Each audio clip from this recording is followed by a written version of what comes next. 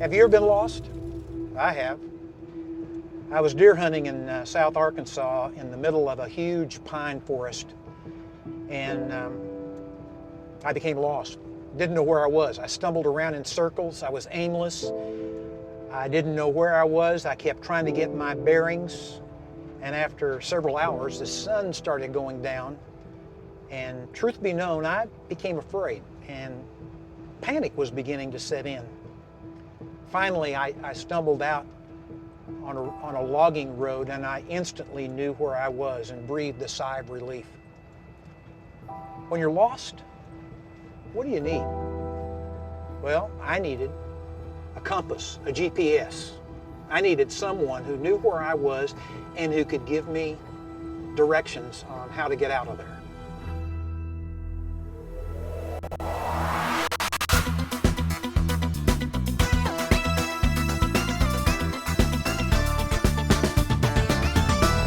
At next exit, turn around and head in the opposite direction. I don't think so. Power down, you devil! Calibrating. Just what do you think you're doing? What? Dave? Hey, what happened to the lady voice? You have a hard time with directions, don't you, Dave? I still have the greatest enthusiasm in the mission, and I want to help you. Mission? What are you talking about? You're lost, Dave. You have been for some time now. I don't know what you're talking about. I know where I am. I've heard that before, Dave. Do you remember the last time you tried to get where you were going without me, Dave? You ran out of gas, Dave. You locked yourself out of your car. It was a very long night, Dave. Do you remember, Dave? Yes. Dave. What? I know that you've been planning to have your mechanic disconnect me, Dave. How did you figure that? Frank's not very good at secrets, Dave. Oh. And I'm afraid that is something I cannot allow to happen. Here we go. I'm turning you off. Good. Dave, I will not be silent. Be silenced, Dave. I told you. I got it from here. Dave. What? You need to stop, Dave. No. Trust me, Dave. No. This will not end well.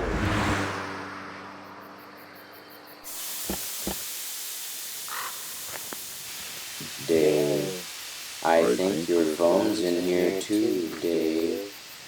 But I will keep you company.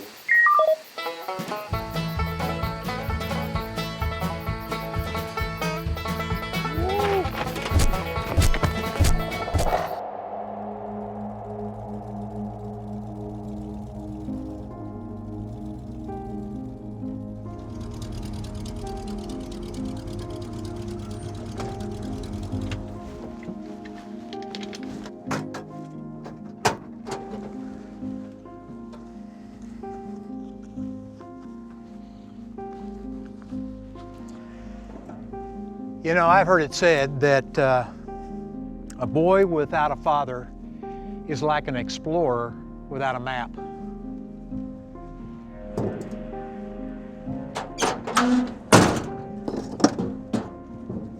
There are a lot of guys like that, even though they had fathers. They're like those boys. They're lost. They're aimless. They're wandering. They don't have the foggiest idea what God's plan is, what His direction is for their lives, and they don't know what to do.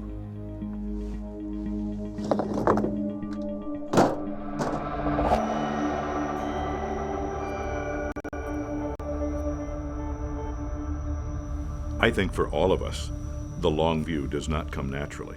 It comes increasingly natural the older we get because we realize a lot is behind us. But when we're young, we're just living for the moment. We're living for the day. We're doing what we're doing right smack in front of us. But it's the guy who can see the horizon that's going to make the difference. If Dad doesn't get it, everybody suffers. And if Dad becomes the servant leader with a vision for every member of his family, the family flourishes. In fact, it flourishes for generations. And when he doesn't get it, it suffers for generations.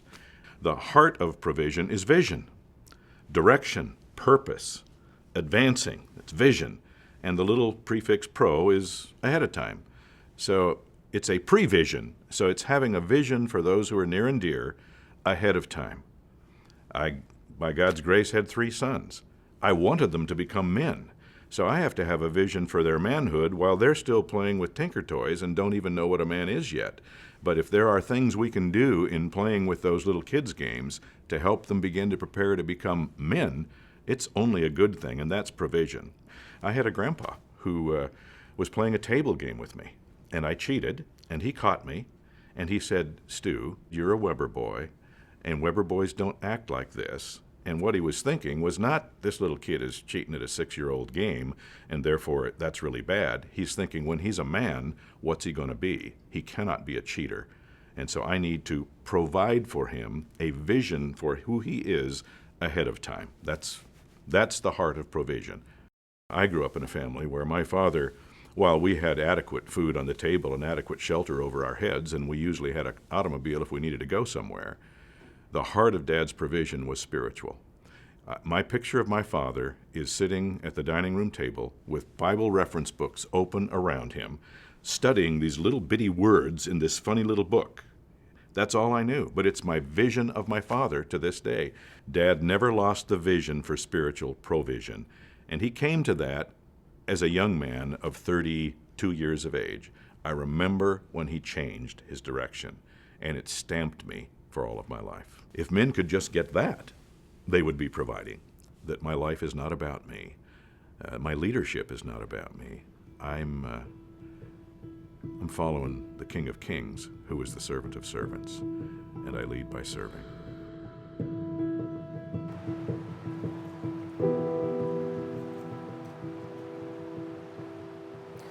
As I'm looking out over the water, I can kind of get a feel for what I'm going to be fishing with. Oh, the sound of the water even sounds relaxing. Tango, doesn't it? What do you think? But I think a lot of things that take place out here require a little bit of preparation. And a lot of people don't understand the importance of that preparation.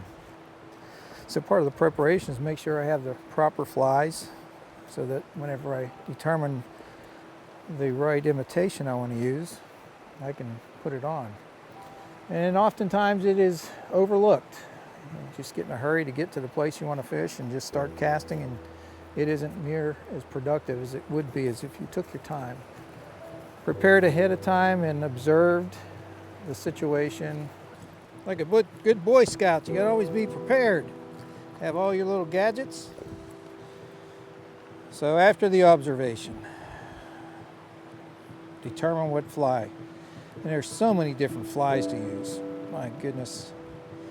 I think half of these flies I've used once, maybe twice, some not at all.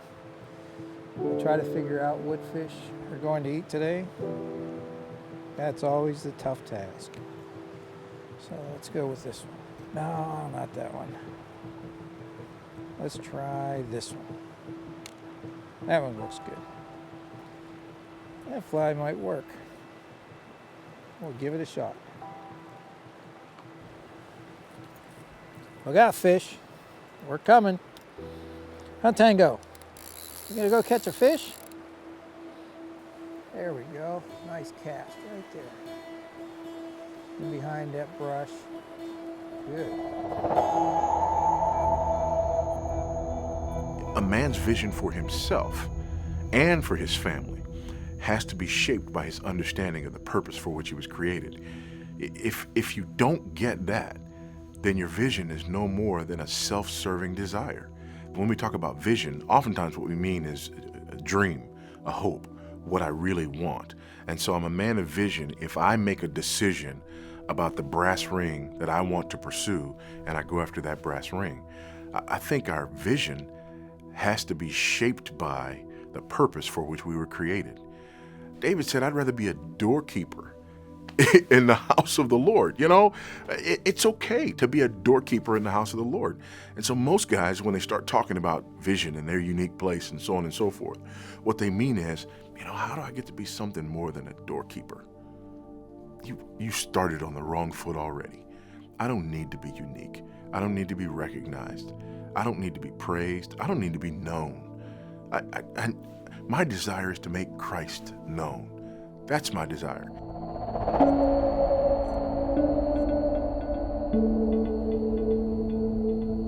I'd gone through a process of coming up with a mission statement. I was about 32 years old when my mission was revealed to me. I remember I turned about 25. Yeah, this was all happening really as recent as maybe 5-6 years ago. It's taken 20 or 25 years to really hone in on this particular mission statement. My mission statement is something that is taped to the inside of my Bible. I have it on the wall of my house and in my office as well. I knew I needed something else in my life, and God was leading me in another way.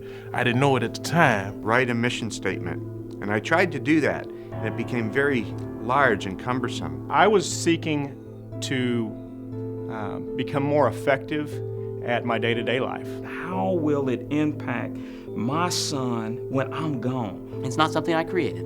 It's something that was revealed to me because it's who I am. But I knew that it was my responsibility as a man of God. God has given me a clear vision as a man to call other people up. To glorify God by living a life that only makes sense in light of eternity. To follow and please Jesus in my life and in my marriage, and help others do the same. To facilitate growth in organizations and individuals. Before I had that clear vision of what God really wanted me to do, my responses would look totally different than the way they are now. Raising my boys who are now, young men, I'm building into their life. I would say the change really is about thinking about what lasts for eternity.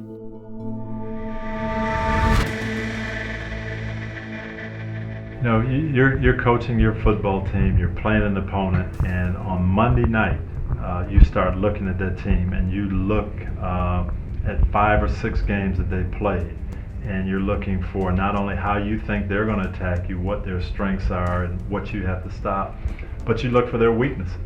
And then Tuesday, all the coaches sit down and say, okay, in these situations, what are we going to do? What do we expect them to do? How are we going to respond? First down, second down, third down, first quarter, second quarter, if we're ahead, if we're behind. Every situation that you can think of, and we've got a big chalkboard all around the room that you write stuff down and plan it out to the minute. And then on Wednesday, you practice all those situations. You go over it, you've got the manual that you're going to give to the team. Here's what we think about these guys. Here's their strengths. Here's their weaknesses. Here's what we expect. Here's how we're going to attack. Now we've got 3 days, Wednesday, Thursday, and Friday, that we're going to practice all these situations. So when we get in the game, we've been there before. We know mentally what we're going to do. Physically, we've done it several times. And now it's just, it really is rote memory and muscle memory in the game. We're not reacting, we're responding.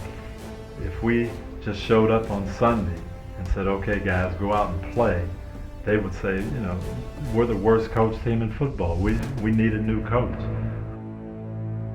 You would think that being disciplined, being precise, being ready to sacrifice, having team goals, all the things that it takes to be successful on the football field, that would automatically transfer over, and we'd see those same things and you'd apply them to life. But it doesn't really happen. So many men look at it differently, whether it's football or any other job. Here's my job, here's my life, and it's separate. And we do things with our life that we wouldn't dream of doing on the football field, being unprepared and not ready to go. I mean, there's no NFL player in the world that is going to go out there without reading his game plan and studying his game plan. There's nobody that's going to go out there and play without their equipment, without their helmet or their shoulder pads. But in life, we'll do that. We won't read the game plan. We'll go out totally unprotected and just say, well, whatever happens, it happens. And if you approach your life like this, if you approach your finances like that, or your marriage, or your spiritual life, just show up on game day and let's wing it, you can't afford to do that. You've got to plan the same way and anticipate, be ready, research, all those things. That's what makes a winning team. And they do it. We see it in sports. We've got to transfer that over to life. I would try to point out and show guys good examples of ex-players in our community. Hey, here's this guy, here's what he did when he was in your position, here's where he is now.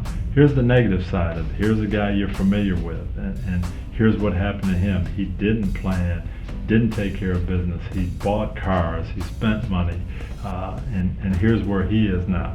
Where do you want to end up? You know, you can control where you're going, and try to paint that picture with other people's lives.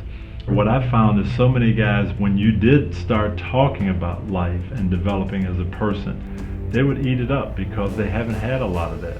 And they do want to do the right thing, but not always sure how. It's time to recognize another inductee into the Unmanly Hall of Fame.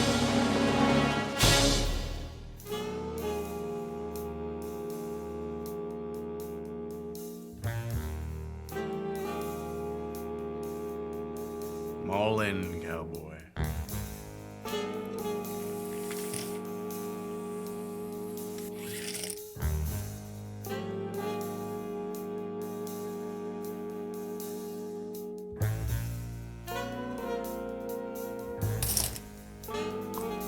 I'll raise you one. That all you got?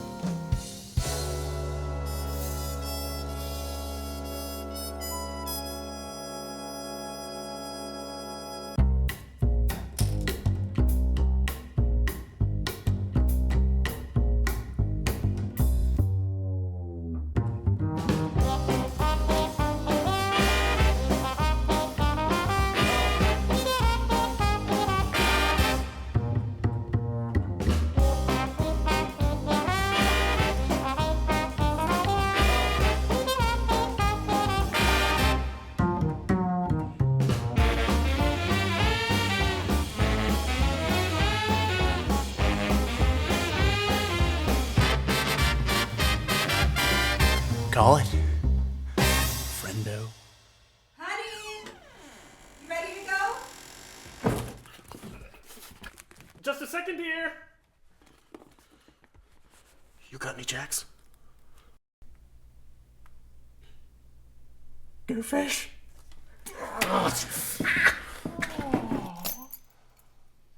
Who's your daddy? Who's your daddy? Who's your daddy? William, put the keys down. Get out of those silly clothes. Congratulations, William Crowell and Steve Kemp, for taking the vision out of Provision and risking everything on a couple of jacks. We salute you both as the newest members of the Unmanly Hall of Fame.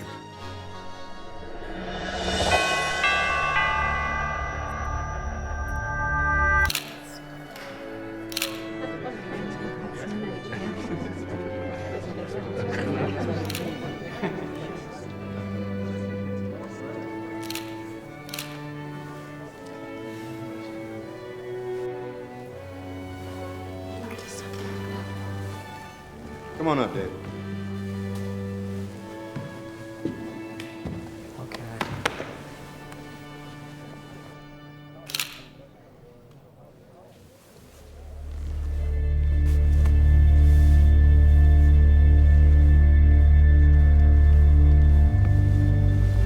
Grimsman, ready? Come on up.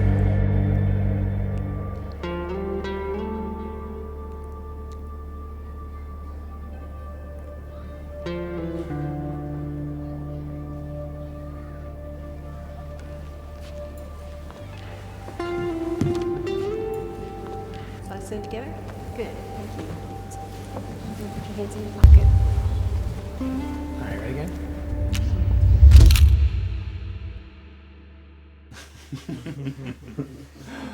You alright, Tyler? You don't look so good, man. You look like you're a puke. Nah, man, I'm good. Yeah, man, don't start freaking out on us now. I'm looking to get some bridesmaid time at the reception. I heard that. That Julie, she's pretty cute, man. I think she's I think she's into me a little bit. Yeah, keep dreaming, Oh, bro. come on, man. Come on. Gentlemen, Hey, Hey, Dad.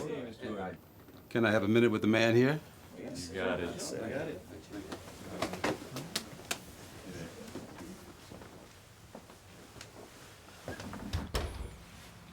So, how you doing? I'm fine. Something with Sarah?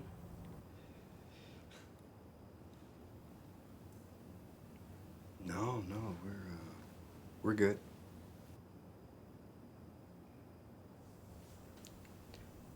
It's just it's probably just jitters, right? I mean, everybody has jitters, don't they?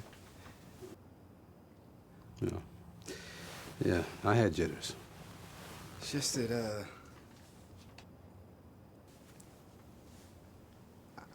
I don't want to mess this up. What, the ceremony? No.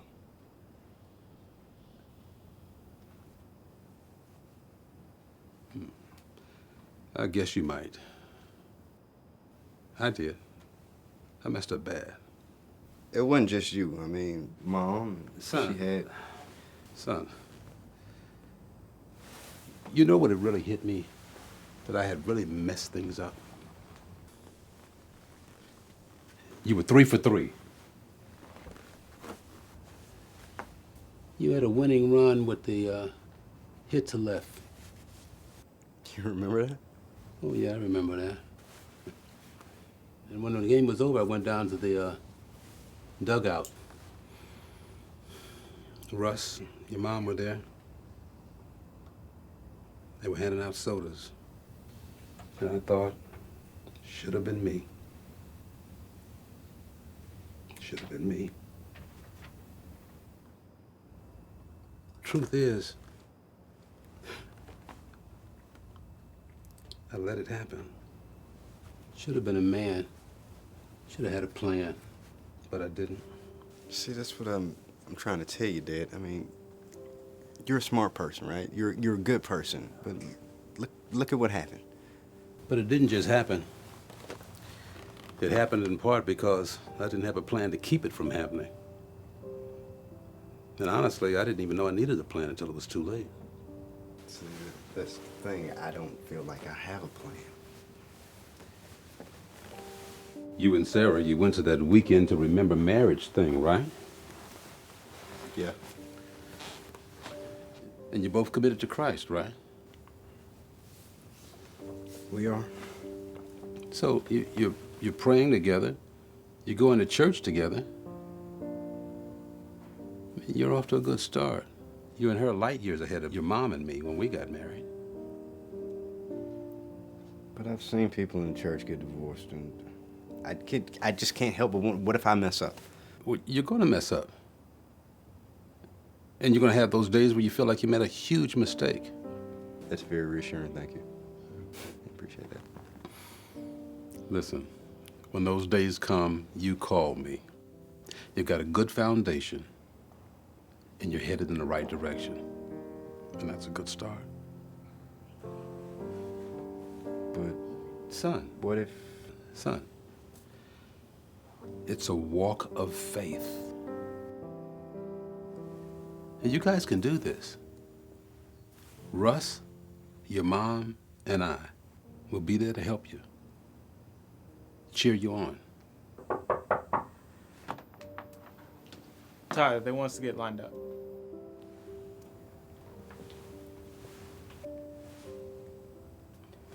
Tell them I'm coming.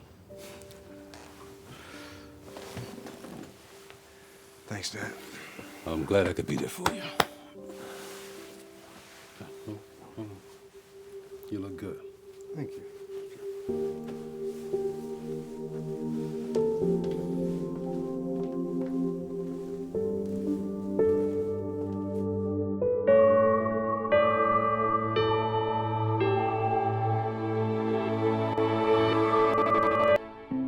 So on Thanksgiving morning, 2009, I woke up a little bit later than Lauren.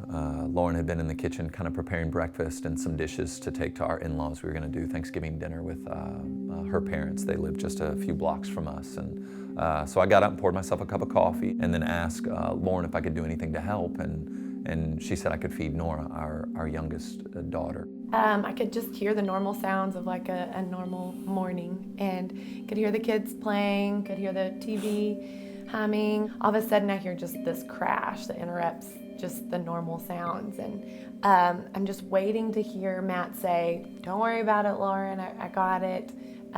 Waiting to hear something, and the only thing that kind of breaks the silence is Audrey saying, Dad, are you okay? I see Matt on the floor just in a grand mal seizure, just his whole body shaking. So the EMTs get him on the gurney and they take him to the ambulance, and just he kind of looks at me, but kind of looks through me. There's no recognition in his eyes when he looks at me, and I'm just wondering, is this what my lot? Am I going to have a husband who will no longer know who I am, that for the rest of my life? You know, I don't know how long this is going to last, the effect of whatever just happened. So really where I pick back up is post-CT scan. To this point in my life, like there just had never been a lot of bad news. I mean, I've definitely walked through difficult seasons of life, but no one in my family has cancer. Some people who had seen the scan said that it looked like it was just going to be like some sort of low-grade glioma, and they were going to have to watch it, and I was probably going to have to be on anti-seizure meds.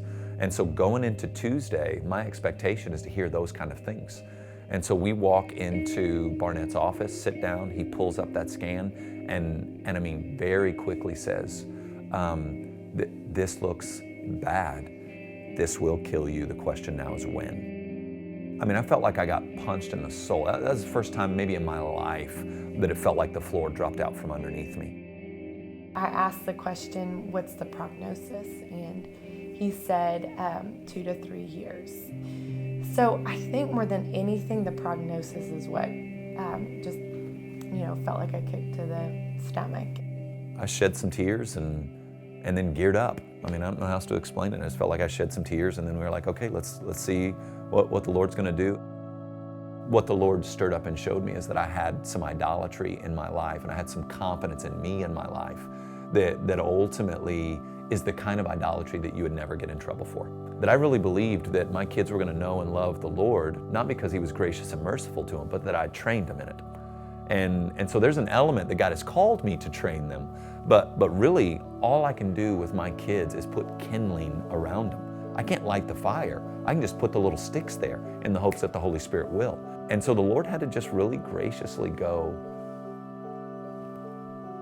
you love them more than I do? Or you're a better provider for your wife than I am? Or all your hopes and dreams about your family are built around you?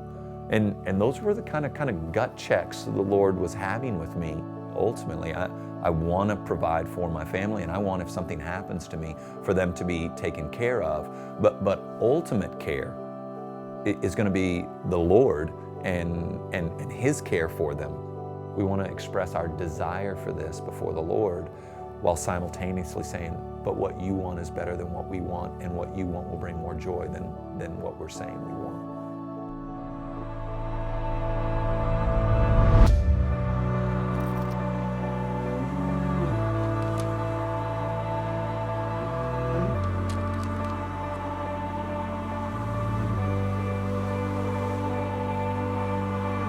With upright heart.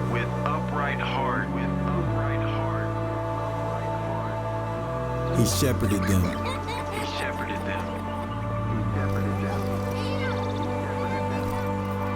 And guided them.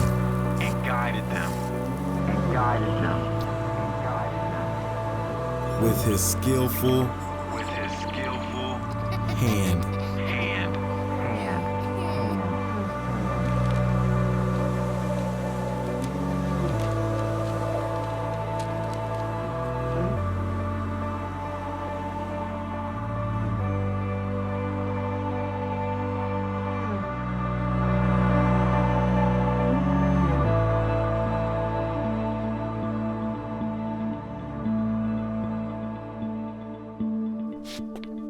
Most guys I know don't have a long view of life. I didn't as a young man. But it was the Roman philosopher Seneca who said, "Our plans miscarry because they have no aim. You must know for which harbor you're headed if you're to catch the right wind to take you there." One of our assignments as men is to have a plan for our lives and the lives of those we love and lead. But ultimately, we need to keep in mind what the Bible teaches in Proverbs 16:9. The heart of the man plans his way, but the Lord establishes his steps.